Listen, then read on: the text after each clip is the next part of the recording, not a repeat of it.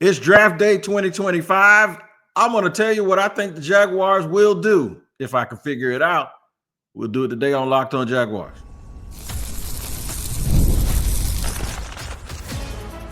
You are Locked On Jaguars, your daily Jacksonville Jaguars podcast. Part of the Locked On Podcast Network, your team every day. We thank you for making us your first listen here on Locked On Jaguars. It is draft day 2025, and I'm Tony Wiggins, the host of the Locked On Jaguars podcast. By the way, you can find us wherever you get podcasts, whether you watch or listen. Make sure you tap into that location each and every day so you do not miss an episode like today that is sponsored and brought to you by LinkedIn. LinkedIn.com/LockedOnNFL is where you need to go to post your job for free. Terms and conditions apply. Shout out to the everydayers for joining us each and every day here on Locked On Jaguars. We absolutely appreciate you spending your 30 minutes here with us. We appreciate it. Here's what we're going to do, man. We're going to run it down here today on draft day 2025. At the end of the show, I'm going to give you the verdict. Yes, I am going to actually make a prediction for the Jacksonville Jaguars, and it is about 75% likely to be incorrect. I'll explain that when I get there. Offense or defense, which way do they go? Which way do we go? That's what Jaguar fans are wondering today. A lot of smoke out there being put out, or a lot of fires out there being put out, a lot of smoke coming from those fires being put out information-wise by a lot of people who I really, really respect around the league. So we'll take a look at that. But draft day 2025 is here. We will wait no longer. Let's just get started. Of course, we know the Jaguars start today's draft with 10 picks. They have the 5th pick overall. Then they have the 36th pick in the 2nd round, and then followed by 2 picks in the 3rd round and 2 picks in the 4th round. And of course, after that, they have 4 more. I expect them to end up with about that amount. I don't expect them to end up with more. There's a possibility that they add a 2026 draft choice if they decide to maneuver and move around a little bit. I would not be surprised if they ended up with less picks, because that would mean that they would be maneuvering to get themselves up in a little bit of a sweet spot. And it's easy to do that with teams that just don't have a lot of draft choices. Hey, man, look, I know y'all ain't got no 5th and y'all ain't got no 6th, or you didn't have a 2nd, like the Pittsburgh, somebody like that. You say, hey, man, you need a couple of bites at the apple, man. Come see us around. You know, you can give us your 4th rounder. We'll give you a 5th and 2 6, or a 5th, 6th, and a 7th, or something like that. So I would expect that they would have a chance to be able to poach a team out of a higher draft pick if they can do that to a team that, let's just say, for whatever reason, doesn't have a whole bunch of picks and choices. But we're looking to get the Jaguars 3 or 4 starters, right? And this is really exciting for this organization. One, because let's just face it, we're starved for a winner, right? And we know that winning has to start somewhere. We believe that process started in the offseason when they did a total reboot and reset of the front office. And that was the beginning. For a lot of people, tonight's draft choice will be the official beginning. But for us, man, we're rounded second base on that already. We're headed to third base now. Now it's just about showing improvement. We think Shad Khan did all the heavy lifting when he changed not just Doug Peterson, not just Trent Baalke, but where he changed and adapted and totally flipped the mindset, if you will, the brain trust. Or, you know, when you look at that little meme they got when the brother looking in the closet with his hands on his hips with all of the wires all over the place. Yeah, that. Shad replaced all of that foolishness, right? And now whoever's looking in that closet, they got their shirt tucked in, they button up, they look real super professional, and they appear to be the kind of people that you want in charge of your brain trust. So that's exciting for Jaguar fans. It's exciting for every fan around the league because you get a chance to add fresh talent. And from a real football operational standpoint, you get to add fresh talent that you're not paying top dollar for, especially with the 1st and 2nd round picks. And then with the day, the 3rd round picks and the rest of the day 3 picks, or the other picks, which are all day 3 picks. It just seems like to me, man, the teams that really, really get super stoked and excited are the teams that have a track record of hitting on those prospects. So Obviously, in the past, Trent Baalke didn't have a real good track record of hitting on those prospects, and he didn't exude the excitement either, right? He kind of treated those draft picks like gold, but he didn't have the excitement level and the confidence level that would radiate to the fan base. And he didn't have a track record that would show that that he was going to hit on all of these other picks. So usually the fans were like, it doesn't matter after the first round, they're going to screw it up anyway. But now with a sort of a different expectation coming from James Gladstone and Liam Cohen, to where it's very, very important that they hit on all of those picks, that they get people that really fit what they want, that they find these football playing Jessies that I call them. And the other thing is they actually get a chance to put their stamp on this program, and they get a chance to have the young players. These are the guys, these aren't other people's players that they're picking up when they're 29 and 30 years old. These are guys that you hope that some of them have the chops to do what long-term players have done. You want your Rasheem Mathis and your Fred Taylors to come out of this draft because it's going to be able to have the identity that you want it to have. So there's a lot of excitement, in my opinion, about today for the Jacksonville Jaguars. There's a lot of anticipation, a lot of mystery, and we'll get to that here in segment 2 in just a second, but a lot of mystery about what they'll do. A lot of people around the league believe the Jaguars are the wild card in the draft because of the unpredictability of the unknown, which is Tony Boselli, James Gladwell, and Liam Cohen. I mean, nobody knows their tendencies. Nobody knows what exactly it is they want to do. So they've been super, super transparent in terms of showing you the outliers of their process, some of the conversations, some of the inner conversations that they've had. But I call this hiding in plain sight, because they've shown you a lot and told you nothing. And this is also something that is very, very good, at least for the fan experience, because Trent Baalke didn't show you anything. They didn't do very much, and it led to nothing. And that's how y'all felt every Sunday night or Monday morning. You felt like nothing, right? Well, now, even before anything has happened, the new brass over there has figured out a way to keep you engaged, has figured out a way to communicate to you, has figured out a way to show you some of the outer workings of the process without giving you one iota of a clue who they're going to pick. And this is about as perplexed as I have ever been for a Jaguars pick. And I'm happy about that. I'm actually happy about that. I do not know what they're going to do. So it's like this childlike memory of the way the drafts always used to go when it was really, really unpredictable for the information age. It feels good to be in the information age where everything is out there for the public to consume, but nobody still knows exactly what the Jacksonville Jaguars are going to do. But we're going to start breaking down what they might do and what we believe is really, really, really, really a good draft, a very, very important draft for this organization, where they are going to end up with a really, really good player. Let's make no bones about that. I believe the Jaguars end up with a really, really good player. Doesn't mean we ain't going to argue about it. Doesn't mean we ain't going to fuss about it, because that's just what we do here. And it's what we're used to doing. But let's talk about it. Offense or defense, which way do I expect them to go? Let's talk about some offensive players, some defensive players, whether or not they stay or trade down. And then in segment 3, I'll give you the verdict. We'll do that in just a second here on Locked On Jaguars on Draft Day 2025. All right, today's show is sponsored and brought to you by Monarch Money. Ever check your bank account and wonder, where did all my money go? Yeah, I did that just yesterday. Between dining out, online shopping, and entertainment, it's easy to lose track. That's where Monarch Money comes in, and your personal CFO, giving you full visibility and control over your finances. Monarch Money isn't just a budgeting app. It's a complete financial command center.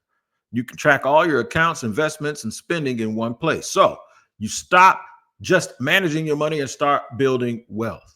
Instead of juggling multiple apps with all-in-one convenience, you can use Monarch Money to check your finances, track spending, and even plan long-term goals. Take control of your finances with Monarch Money.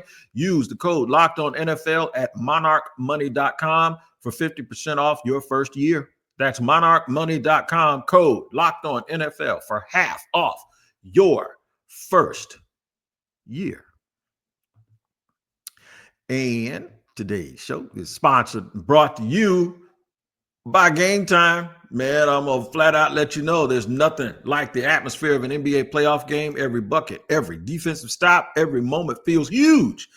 It's electric in the arena, and with Gametime, you can be part of it without the stress of last-minute ticket hunting. Gametime makes it easy and fast to get playoff tickets, even when demand is sky high. Prices on the app actually go down as tip-off gets closer, and their last-minute deals can save up to 60%. The all-in pricing means no surprise fees at checkout. What you see is what you pay. So take the guesswork out of buying tickets with Gametime. Download the Gametime app, create an account, and use the code LOCKEDONNFL for $20 off your first purchase. Terms apply. Again, create an account and redeem code. I'll spell it for you. LOCKEDONNFL for $20 off. Download Gametime today. Last-minute tickets, lowest price, guaranteed. All right, we're rolling along here on Locked On Jaguars, where it is your team every day. It is draft day 2025. Today, we finally made it, man. It feels like the people that I know all y'all that just do it for a hobby. And I used to be one of those people for about 20 some odd years, before the last 20 some odd years, where I actually, well, no, let me fix that. It's about, the first 23 years, I was just a spectator. The last 22 and a half years or so, I've been doing this, affiliated with some media outlet in some shape, form, or fashion. It's different, man, when you work it. I'm telling you, it is absolutely different. I asked Tony Baselli at the luncheon, how does it feel actually doing it instead of talking about it? He says doing it, this is going to sound weird, but he says doing it actually feels better than talking about it. Okay, we can say that for a lot of things, but we're going to stick to the format of what we're talking about here, and that is the NFL draft. I will tell you this, doing this for a living does not feel, doing the talking about it part does not feel as good as just talking about it in a barbershop. I'm telling you, there's a lot that goes into this, and part of that is, who do you listen to? And what we're going to get to right now is the fact that three guys from NFL.com, and this isn't stressful, this is actually good. Lance Zierlein, Daniel Jeremiah, and Bucky Brooks, they all did their mock drafts for Jacksonville. Well, they all did their first round mock drafts. I'll tell you what, two of them had Jacksonville taking Ashton Jeanty. That would be Lance Zierlein as well as Daniel Jeremiah. And in those respective drafts, Mason Graham went 8th for Z, and for DJ, he went 11th. Bucky Brooks, however, still has the Jaguars. I said still because most of the mock drafts done before the last 3 days had Mason Graham all over them, and then all of a sudden they switched to Ashton Jeanty. Bucky still has Mason Graham going to the Jaguars, and then has Ashton Jeanty going off the board right behind him at number 6 to the Raiders. So lots of stuff to go over, but I will read this in the selection that that Daniel Jeremiah has the Jaguars taking Jeanty. This is what he said, quote, based on everything I've heard from talking to people around the league, the expectation is the Jaguars will pick either Jeanty or Arizona wide receiver Tetairoa McMillan here. I'll go with the higher rated player on my board. That is what he said. Now, DJ's connected. DJ has been a scout, been in personnel, knows a lot of people around the league, is one of the most respected people that you see on TV talking about NFL issues because he's been on the other side of it. In talking to him, it sounds like they're going to take either McMillan or Jeanty at number 5. So I'll park that right here. That sounds like a team that has an offensive coordinator, a head coach who was an offensive coordinator, that gives you a picture of what they want to be and what they think they are, right? So they probably come up with this idea of who they want to be, right? And they don't know exactly what it looks like, as Liam told me, but they know they're owning it every single day. Who they want to be, what is in this particular draft at this point where they're picking, and what they are Those things will determine how they can get to where they want to be. So if the rumor is, or the feeling is, that they're going offense, that means that Liam Cohen and the crew feel like they need to be better offensively and be able to score more touchdowns. That this team just flat out lacked explosiveness and the talent on offense to keep up with people. And that would be a very, very true assessment. It would not be the only assessment that is true. And that's what puts us in this conundrum we're in. It's like, do they go offense or defense right now? Because I think most people would have said that coming into the offseason, that the offensive line was the thing that needed to improve, that the run defense was the thing that needed to improve. They needed more activity on the back end of the defense. They needed more pass rush. Don't stop me now, because I'm going to keep going. But that's the point. The point is this will answer a question like, okay, what is the first big step we need to make to get to where we're supposed to be going? So that means, is it going to be a wide receiver? Is it going to be a touchdown maker? Is it going to be a wide receiver or a running back? Will it be another addition to the trenches? Or will they shock people and go defense and make it an impact defensive player on the front seven? I do not believe their first pick is going to be anybody in the secondary. Y'all can. There was a lot of Will Johnson talk for a long time, even some Jahdae Barron name being brought up.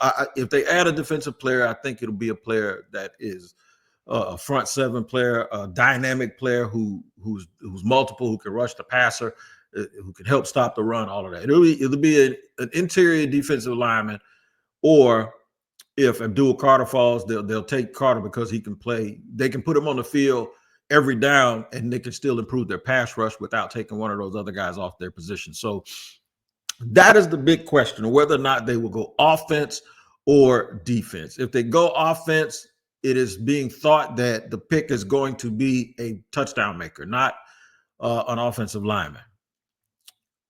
I would agree with that at this point. At this point, I think adding 4 offensive linemen, albeit only 2 of them are really expected by outsiders to start.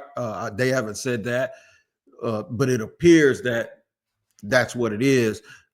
Surprisingly, a lot of people think that it's Hainsey as well as Pat McCarry. I really, really do believe that one of those other 2 guys got a chance to start, maybe even at right guard, and that McCarry may be better at left guard, and then that would make Ezra Cleveland a swing lineman. So you might get 3 starters. You might get your entire interior 3 from guard to guard.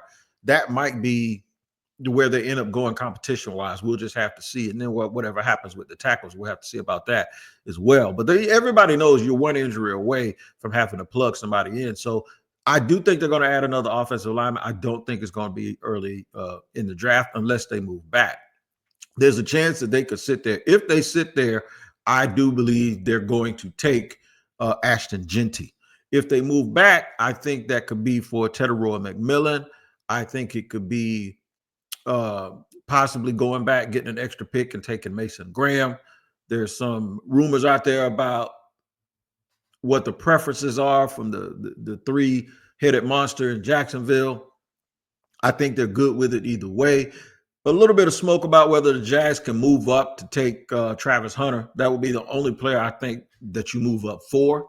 They would have to go to 2. I know to go from 4 to 2, it'll probably cost you your 2nd round pick. So that would probably eliminate that for me a little bit, unless they have another idea with that 2nd round pick. And what I mean by that is, I don't know if they've talked to the Dolphins about Jalen Ramsey playing safety. If they've done something like that, and they're going to say, okay, we'll take care of that after the draft, we'll go out and trade a day 3 pick for Jalen Ramsey. That gives us that 2nd starter that we need along with Travis Hunter. So that 2nd round pick doesn't have to play. Of course, I would like them, if they did that, to go ahead and do a 2-year extension with Jalen. So you know what your secondary is, and you know for the next 2 or 3 years, you got that part of it cleaned up. And then now that would allow them in the 3rd round to just be wide open and really go in. And that's where you could see the Jamari Caldwells. That's where you could see any defensive lineman, Josh Farmer, any of those guys that are still on the board. That's one way that they could really, really go. I don't look for them to be trading that 2nd round pick, though. I think that If anything, I'd be looking for them to trade something else to get back up into the back end of the first round. So hang in there, Jaguar fans. There might be a chance that they get 2 cracks at it on the first night of the draft, depending on what they do. I'm going to give you a verdict. I'm going to tell you exactly what I think they're going to do. Well, I'm going to give you 3 scenarios, and then at the end, I'm going to tell you exactly which one I think they're going to do. All of them I think you'll be happy with. We'll talk about that and more here in just a second on draft day on Locked On Jaguars. Today's show is brought to you and sponsored by LinkedIn Talent Solutions, all in. As a small business owner, your work doesn't end when the clock hits 5. Oh, no. Your business is always on your mind, which means when it's time to hire, you need a partner that works just as hard as you do. That's where LinkedIn Jobs comes in. When you clock out, LinkedIn clocks in. LinkedIn makes it easy to post your job for free and share it with your network and get qualified candidates all in one place. Post your job. LinkedIn's new feature can help you write job descriptions and then quickly get your job in front of the right people with deep candidate insights. And here's a pro tip. Add the hashtag hiring frame to your profile picture to double your reach to qualified candidates. No wonder 72% of small businesses say LinkedIn helps them find high quality hires. Post your job for free at linkedin.com/lockedonnfl. That's linkedin.com/lockedonnfl to post your job for free. Terms and conditions apply. Third and final segment here on Draft Day 2025. All right, Jaguar fans, here we go. Here we go. I don't know what they're going to do. I don't even have a desire for what I want them to do. I just want to see what they do, so that gives me an idea of exactly what they think we are and who they are and what they need to be doing to try to head in the direction that they want to go. For me, it's going to answer a lot of questions. It's going to answer a lot of questions, and it's not the obvious one of, okay, who are we going to add to the team? Or what are we going to look like moving forward? It answers the question of what do they really think about the team that they have? Who are the players that they're really, really thinking that they can depend on and they know that they can depend on? If they draft a wide receiver, that will tell you that they don't like Gabe Davis. They might not draft a wide receiver, and still, I don't think that they like Gabe Davis. If they draft an offensive lineman or a tackle, that's going to tell you that they believe that they needed to upgrade that area because those 2 young guys they got aren't good enough. If they draft Mason Graham, that's going to tell you that they don't believe Mason Smith is a future star at 3 technique because they just replaced him with a dude who they believe is a future star at 3 technique. If they draft Abdul Carter, you can kiss Devin Lloyd's career here in Jacksonville goodbye. If they pick Ashton Jeanty, then that means they're either going to trade or they have no intention of making Travis Etienne's career in Jacksonville any longer than the rest of this year at the most, and maybe at the trade deadline. That also means Tank Bigsby ain't going to never be a starter here in Jacksonville. All of those things can happen, but only one of them will. I think it's going to be a very, very difficult draft. This is going to be a very, very difficult draft for anyone to trade. Back or up. I just don't think it's going to happen. I really don't think or believe that teams are going to be willing to give up compensation. They're going to give up compensation to move up just so in a draft where there aren't a whole bunch of, as they say, there aren't a whole bunch of blue chippers, right? There aren't a whole bunch of generational type players in the draft. I have a hard time believing that in a draft like that, the Jaguars are going to give up extra picks to move up, as opposed to not worried about another bite at the apple, or not worried about taking one big bite, but taking a whole bunch of small bites at the apple to see if they can hit on something that can help their team. I just have a hard time believing it. Now, the other school of thought with that is that maybe this is the draft where you do that, because If you can go up and get one of the 2 or 3 real blue chippers in this draft,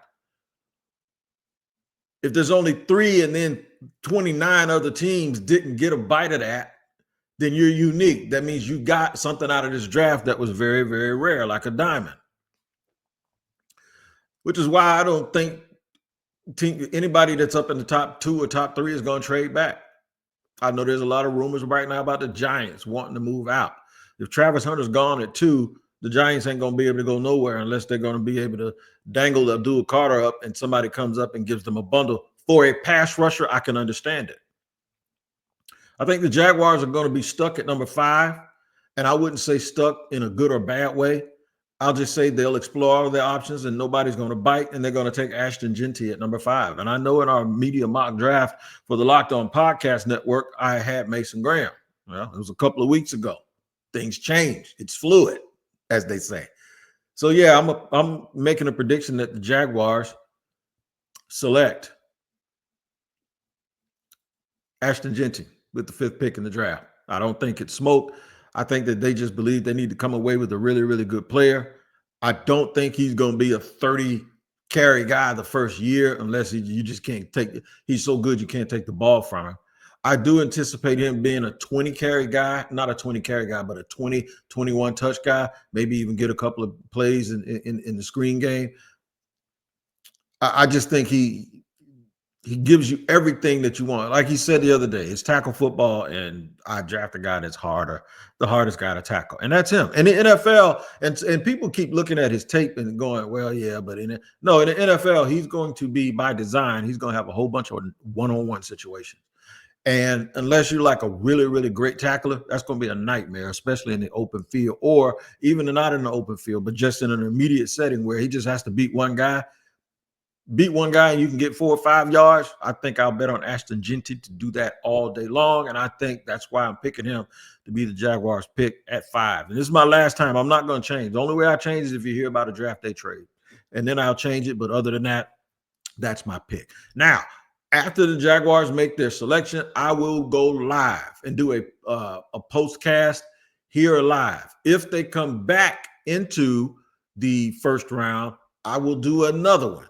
Okay, if they move back, I will give you an update. I will be in my office today since the Jaguars don't have a draft party at the stadium. They have it at the beach. That's too far away from my house.